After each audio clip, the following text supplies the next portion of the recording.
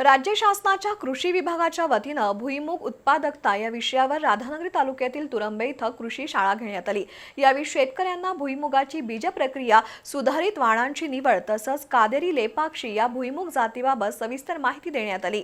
कार्यक्रमात उपकृषी अधिकारी कल्याण कोंडे यांनी आधुनिक भुईमूग लागवड तंत्रज्ञान, बियाणांची निवड आणि उत्पादन वाढीसाठी आवश्यक उपाययोजनांबाबत मार्गदर्शन केलं। राधानगरी तालुक्यातील तुरंबे इथं कृषी विभागाच्या वतीनं भुईमूग उत्पादकता या विषयावर कृषी शाळेचं आयोजन केलं होतं।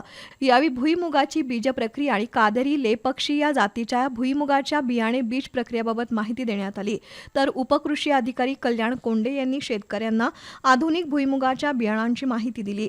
कार्यशाळेत सहभागी झालेल्या शेतकऱ्यांना 20 गुंठे क्षेत्रासाठी मोफत भुईमूग बियाणांचं वाटप करण्यात आलं।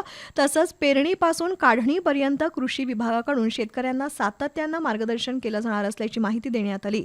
कृषी सेवक स्नेहल खतकर यांनी कादेरी लेपाक्षी या भुईमूग जातीमध्ये तेलाचं प्रमाण अधिक असल्यानं या वाणाची लागवड केल्यास शेतकऱ्यांना चांगलं उत्पादन आणि आर्थिक लाभ मिळू शकतो असा विश्वास व्यक्त केला।